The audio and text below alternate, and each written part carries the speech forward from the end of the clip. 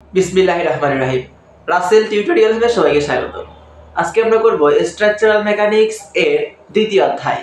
অধ্যায়ের নাম হচ্ছে কাজ, ক্ষমতা এবং শক্তি। আমরা তো জানি কাজ কি। যদি কোনো বস্তুর উপর বল প্রয়োগ করা হয় এবং বল প্রয়োগের ফলে যদি বলের দিকে বস্তু সরণ হয় তাহলে তাকে কাজ বলে।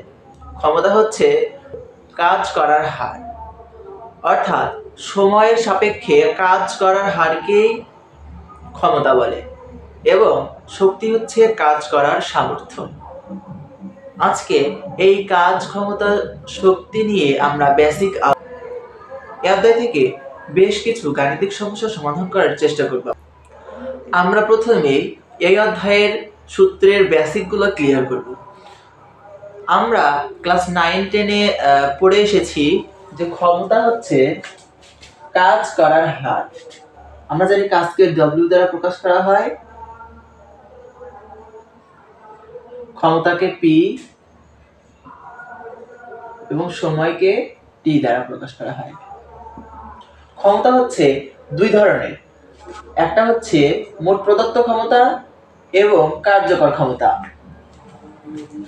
আমরা প্রথমত কোনো যন্ত্রে যে ক্ষমতাটা দেই সেটি হচ্ছে আমাদের মোট প্রদত্ত ক্ষমতা এবং ওই যন্ত্র থেকে যে ক্ষমতা আমরা আউটপুট হিসেবে পাই সেটি হচ্ছে লব্ধ কার্যকর ক্ষমতা বা কার্যকর ক্ষমতা।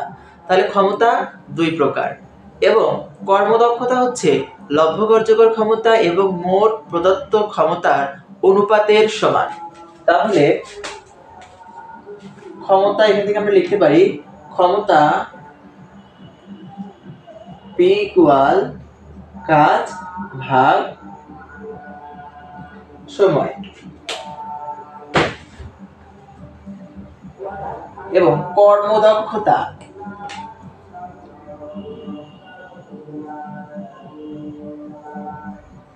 কর্মদক্ষতাকে ইটা দ্বারা প্রকাশ করা হয়। কর্মদক্ষতা ইটা ইকুয়াল লব্ধ কার্যকর শক্তি, মানে আমরা আউটপুট হিসেবে যে ক্ষমতাটা পাই সেটি, অর্থাৎ P আউট ডিভাইডেড বাই আমরা প্রথম দিকে ইনপুট হিসেবে যে ক্ষমতাটা দেই সেটি হচ্ছে মোট প্রদত্ত শক্তি, তাহলে P ইন। তাহলে লব্ধ কার্যকর শক্তি এবং মোট প্রদত্ত শক্তির অনুপাতকেই কি বলে? কর্মদক্ষতা। আমরা যদি এখানে লক্ষ্য করি ক্ষমতা P ইকুয়াল W ভাগ T, আমরা W সমান কি জানি? W সমান কাজ, তাহলে কাজ সমান বল গুণন সরণ।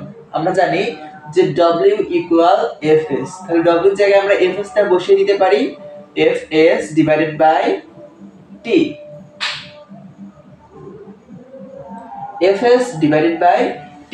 আবার আমরা জানি F সমান ma ত্বরণ। আমরা সাধারণত এখানে পাম্পের ক্ষমতা নিয়ে আলোচনা করব। পাম্প, পানি ওঠানোর যে পাম্প সচরাচর ব্যবহার করা হয় সেই পাম্পকে এখানে আমরা বিবেচনা করব। সেই পাম্পকে যদি আমরা বিবেচনা করি, সেই পাম্পটা তো অবশ্যই পানি ওঠানোর কাজে ব্যবহার করা হয়। যদি পানি উঠানোর কাজে ব্যবহার করা হয় তাহলে অবশ্যই সরণটা উলম্ব বরাবর হবে। যদি সরণ উলম্ব বরাবর হয় তখন আমরা সরণকে h দ্বারা প্রকাশ করে থাকি। তাহলে আমরা এখানে সরণ s এর জায়গায় h ব্যবহার করব। যদি আমরা উপরের দিকে কোনো বস্তু নিয়ে যাই অবশ্যই সেখানে ত্বরণ হিসেবে কি কাজ করে? g কাজ করে, অর্থাৎ অভিকর্ষ ত্বরণ। তাহলে এখানে বল F সমান m এর জায়গায় কি হবে? mg। তাহলে F সমান আমরা জানি mg এর সাথে সরণ h divided by t।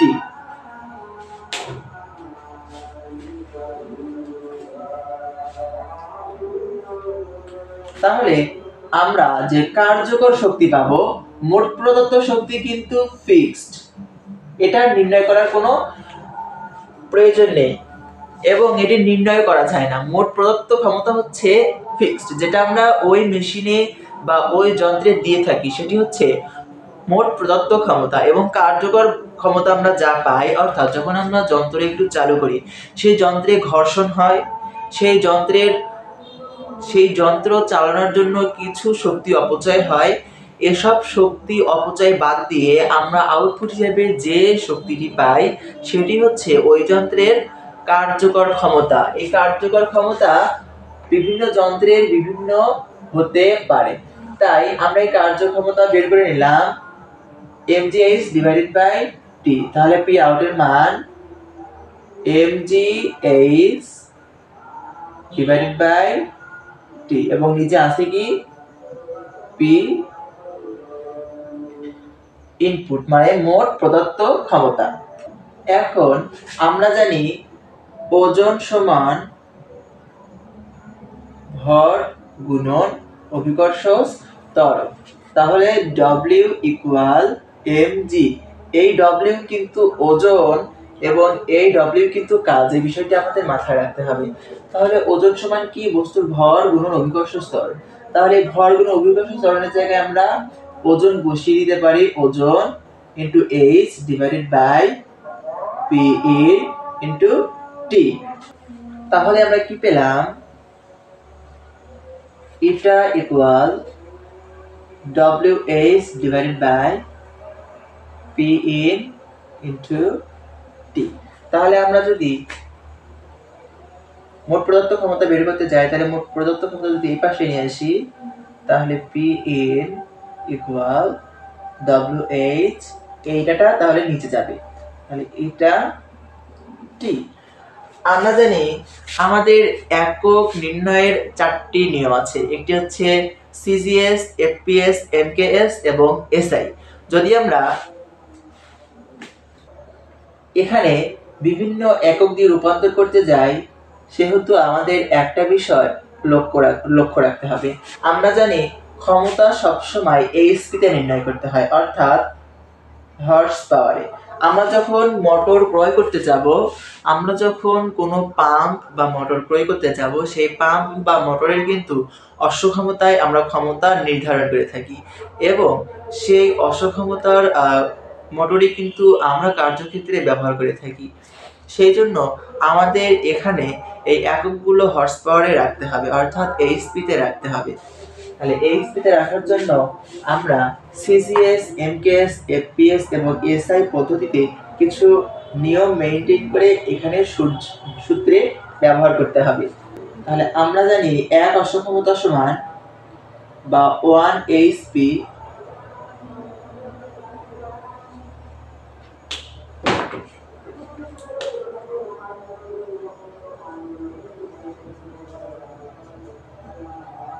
(550 foot pound per second.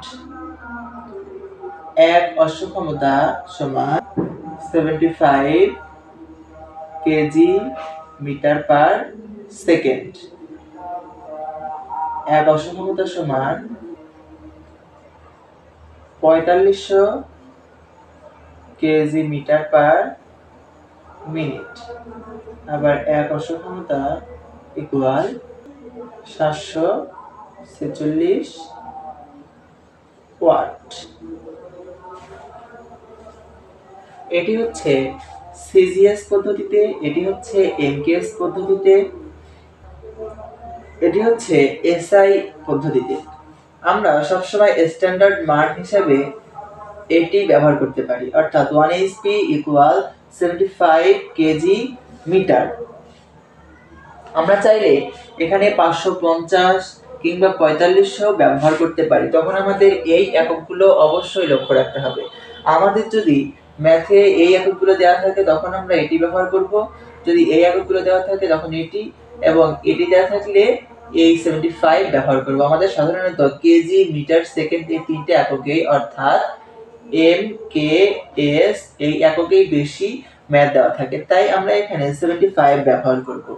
যদি আমরা এই এমকেএস পদ্ধতিতে করতে যাই, তখন আমাদের সূত্রটা হবে P in equal WH divided by 75 eta T.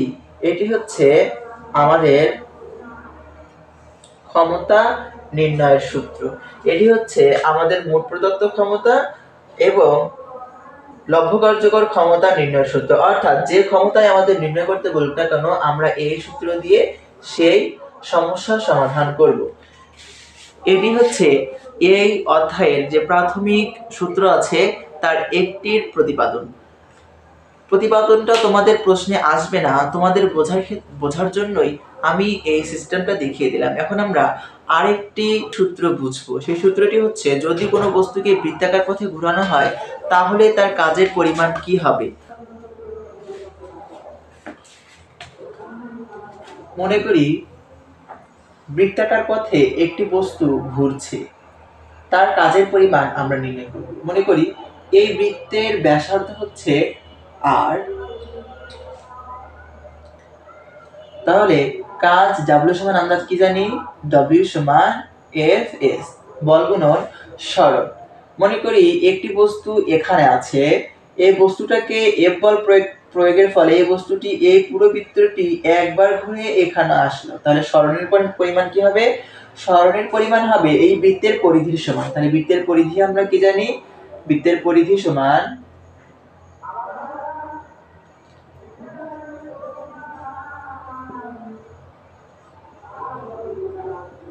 Two পাই আর, এখানে আর হচ্ছে বৃত্তের ব্যাসার্ধ। তাহলে এখানে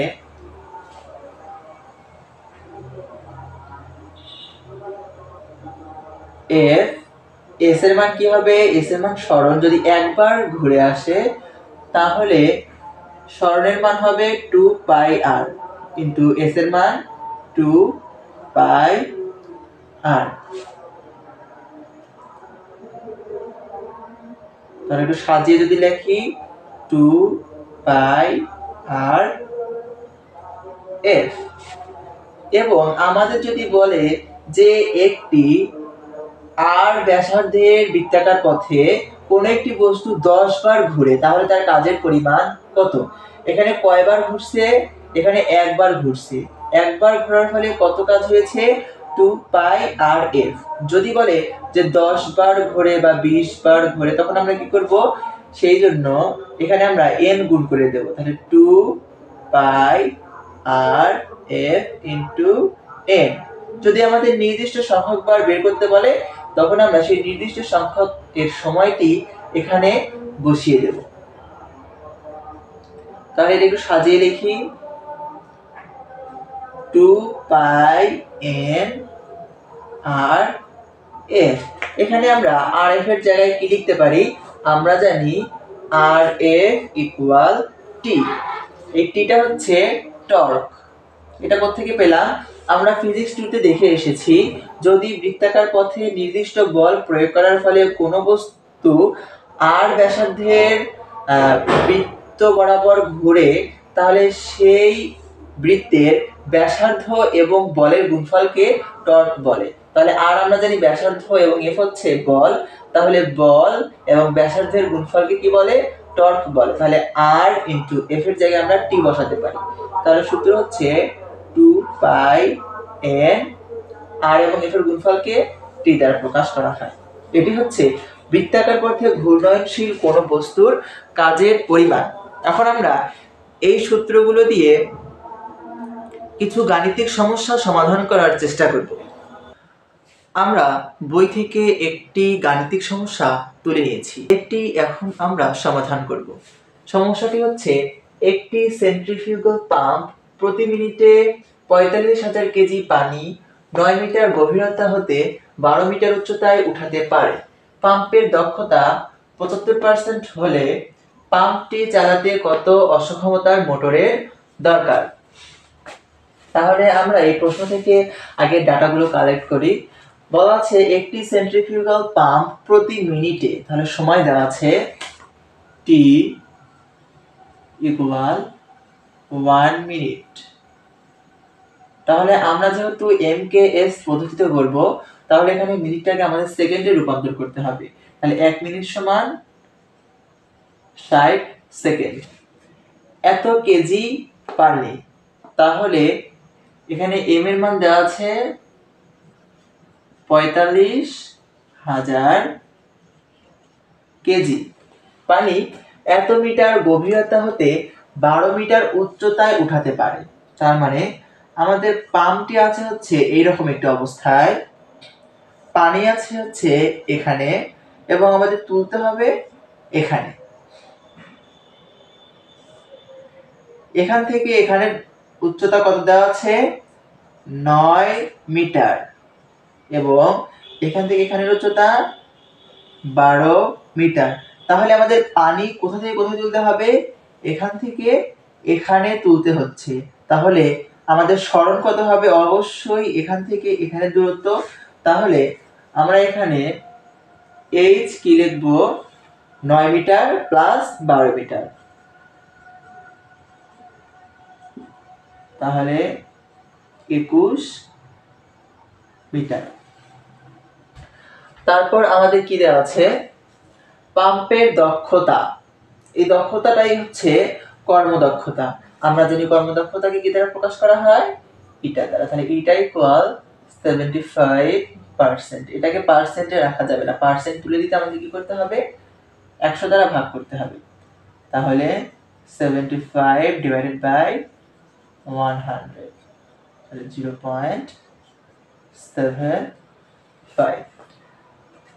পাম্পটি চালাতে কত অশ্বক্ষমতার মোটর দরকার? তাহলে আমাদের কি পরিমাণ ক্ষমতা প্রথমে প্রয়োগ করলে আমরা এত কেজি পানি এত মিটার উচ্চতায় তুলতে পারবো? তাহলে আমাদের পি ইন অর্থাৎ মোট প্রদত্ত ক্ষমতা নির্ণয় করতে বলেছে। P in equal what? আমরা একটু আগেই সূত্র দেখে আসলাম। আমরা জানি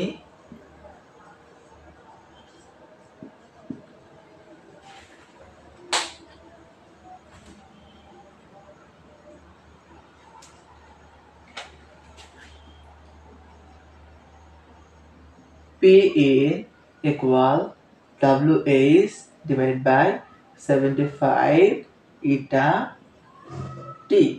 আমরা জানি W সমান mg h divided by 75 eta T। m এর মান কত? কত কেজি পানি? 45,000 ইনটু g এর মান আমরা জানি 9.8 ইনটু h এর মান কত জানি?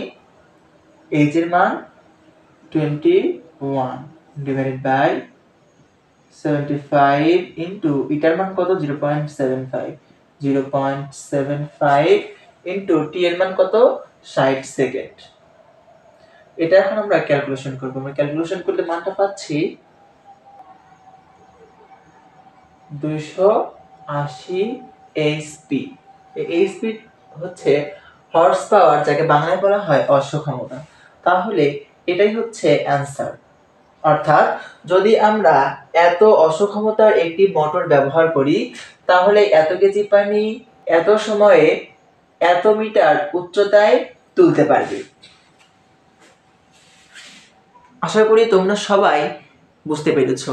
এইরকম পাম্পের যত ম্যাথ আছে সেই সবগুলোই কিন্তু এই একই সূত্র দিয়ে করা সম্ভব। তোমরা প্রথমেই প্রশ্ন থেকে ডাটাগুলো কালেক্ট করবে এবং তারপর সূত্রে বসাবে। এখানে অবশ্যই তোমাদের ডাটাগুলোর যে একক দেওয়া আছে সেই এককগুলো বিশেষ করে লক্ষ্য রাখতে হবে। সেই এককগুলো লক্ষ্য রেখে তারপরে আমাদের সূত্রে এন্ট্রি করাতে হবে মানগুলো। তখনই আমরা আসল মান পাবো, অর্থাৎ নির্ভুল গাণিতিকভাবে গাণিতিক সমস্যাটি সমাধান করতে পারবো। এখন আমরা আরেকটি গাণিতিক সমস্যা তুলব এবং সেই সমস্যাটি সমাধান করব। আমরা বই থেকে একটি গাণিতিক সমস্যা তুলে নিয়েছি। সেটি হচ্ছে 70% কর্মদক্ষতা বিশিষ্ট 60 অশ্বশক্তির একটি ইঞ্জিন 50 মিটার নিচ থেকে 10 মিটার উপরে পানি তুলতে পারে। মেশিনটি প্রতিদিন কত লিটার পানি তুলতে পারবে? তাহলে আমরা প্রশ্ন থেকে আগে ডাটাগুলো কালেক্ট করে নিই। তাহলে আমরা সাইডে লিখব, এখানে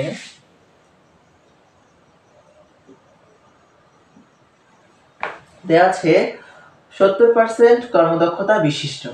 তাহলে কর্মদক্ষতা ইটা ইকুয়াল 70%। তাহলে পার্সেন্টটা আমাদের তুলে দিতে হবে। তুলে দেওয়ার জন্য আমরা 100 দ্বারা ভাগ করব। তাহলে 70 কে 100 দ্বারা ভাগ করলে আমরা পাবো হচ্ছে 0.7। 60 অশ্বশক্তির একটি ইঞ্জিন। তাহলে পি ইন এর মান দেওয়া আছে, P in equal 60 HP. HP কে বাংলায় অশ্বশক্তি বলা হয় এবং এই ইঞ্জিনটি 50 মিটার নিচ থেকে 10 মিটার উপরে তুলতে পারে। তাহলে তার মোট সরণ কত? 10 এবং 50 যোগ করতে হবে। তাহলে h ইকুয়াল 10 যোগ 50, তাহলে 60 মিটার। এসব ডাটা আমাদের দেওয়া আছে এবং বলেছে কি মেশিনটি প্রতিদিন কত লিটার পানি তুলতে পারবে। তাহলে আমাদের সময় দেয়া আছে একটা, প্রতিদিনে কত সেকেন্ড সেটা আমরা নির্ণয় করব। আমরা জানি 1 ঘন্টায় কত সেকেন্ড? 3600 সেকেন্ড। 1 ঘন্টায় 3600 সেকেন্ড হলে 24 ঘন্টায় 1 দিন। তাহলে 3600 সেকেন্ডকে যদি আমরা 24 দ্বারা গুণ করি তাহলে তো 1 দিন সমান সেকেন্ডটা পাবো। তাহলে এটাকে এটা দ্বারা গুণ করলে হবে হচ্ছে 86400 সেকেন্ড। তাহলে আমরা এই মানটা পেলাম। এখন আমরা সূত্র কি জানি? আমরা জানি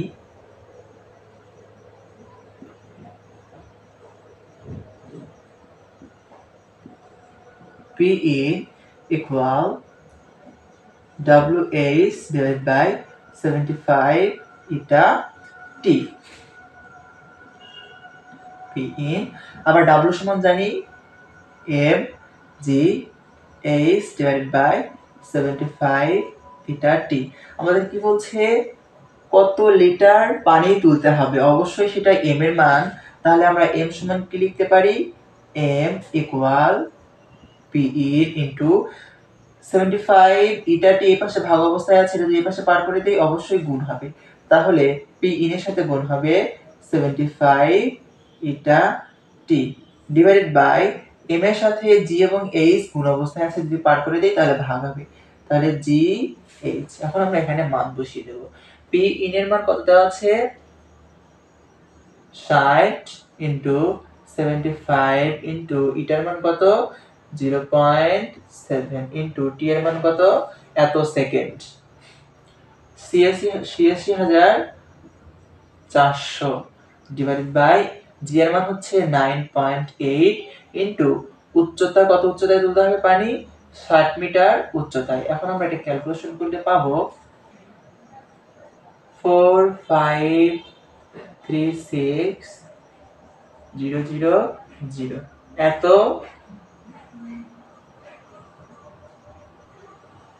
লিটার। এটাই হচ্ছে অ্যান্সার। এবং আরো দু একটা টার্ম আছে, সেই টার্মগুলো আশা করি তোমরা নিজেরাই করলে বুঝতে পারবে। যদি তোমরা না বুঝতে পারো অবশ্যই কমেন্টে জানাবে, আমি চেষ্টা করব সেই বিষয়গুলো নিয়ে আরো ক্লাস আপলোড দেওয়ার। আজকের জন্য এই পর্যন্তই। সবাই ভালো থেকো। খোদা হাফেজ।